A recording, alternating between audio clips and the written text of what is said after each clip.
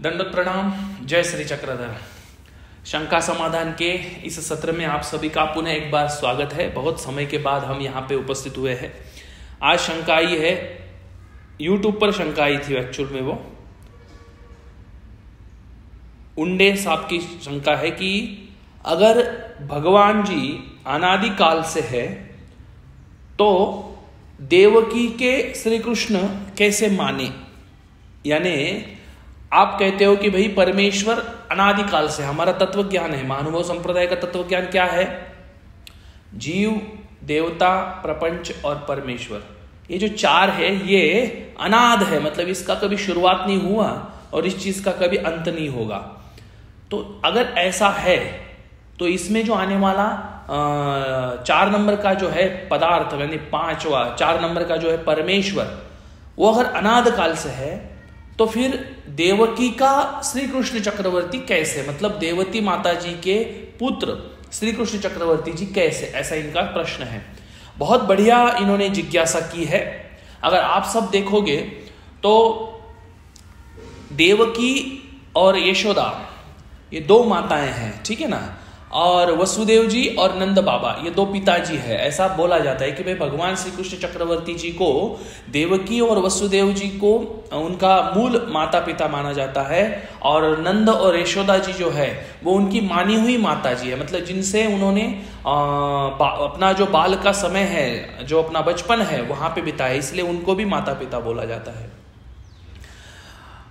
किसी भी धर्म में देखिए या किसी भी इसमें देखिए, आप हमारे धर्म में देखिए, अलग धर्म में देखिए, श्री कृष्ण चक्रवर्ती जी के माता पिता पर तो एक मत ही है सबका कि भाई ये ही उनके माता पिता है। श्री कृष्ण चक्रवर्ती कौन है, वो किसके अवतार है, या वो खुद ही ईश्वर अवतार है, इस पर मतांतर बहुत सारे हैं। यहां पर जो प्रश्न उपस्थित हुआ है कि अगर ईश्वर अनादिकाल से है तो फिर इनके माता पिता कैसे।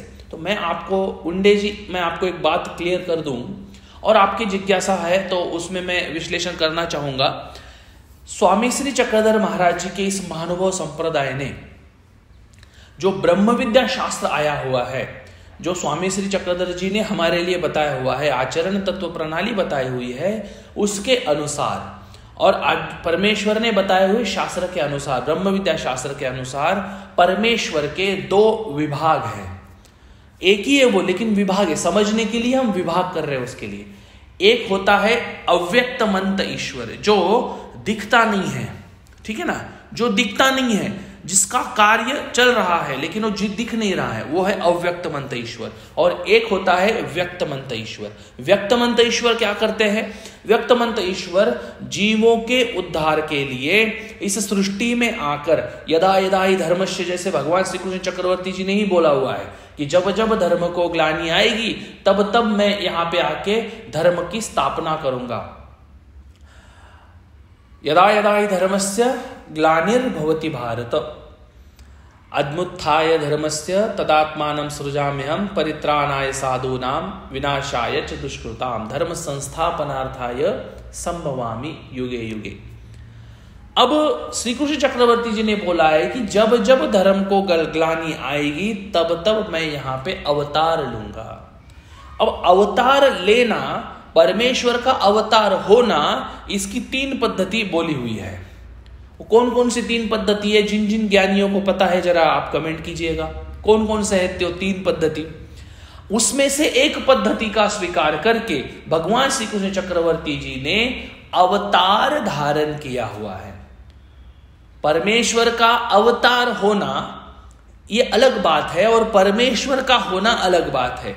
परमेश्वर होना यानी ये जो समंदर आपको दिख रहा है, मैं उदाहरण दे रहा हूं, समंदर यानी परमेश्वर नहीं है, उदाहरण के लिए समझने के लिए। समंदर अगर परमेश्वर है तो समंदर से अगर किसी कार्य के लिए हम अगर जल ले लेते हैं, वो जो जल है वो जल और समंदर का जल सेम ही रहता है, उसमें कोई अलगपन नहीं रहता। लेकिन उस कार्य के लिए लिया हुआ जो जल होता है वो होता है उसका अवतार। समझने के लिए है ये बात। जैसे अव्यक्तमंत ईश्वर अवतार है, परमेश्वर है ही, अनाद काल से है, लेकिन किसी उद्देश्य के लिए कोई जीवों के उद्धार के लिए जब परमेश्वर इस सृष्टि धरातल पे आते हैं, अपना कार्य करते हैं, वो आने के लिए जो माध्यम का इस्तेमाल होता है वो 3 माध्यम का इस्तेमाल करते हैं। उसमें से एक माध्यम का इस्तेमाल करके भगवान श्री कृष्ण चक्रवर्ती जी यहां पर आए थे और इस कारण वसुदेव और देवकी के पुत्र श्री कृष्ण चक्रवर्ती जी जो ईश्वर का अवतार है, ऐसा बोला जाता है, माना जाता है, कहा जाता है।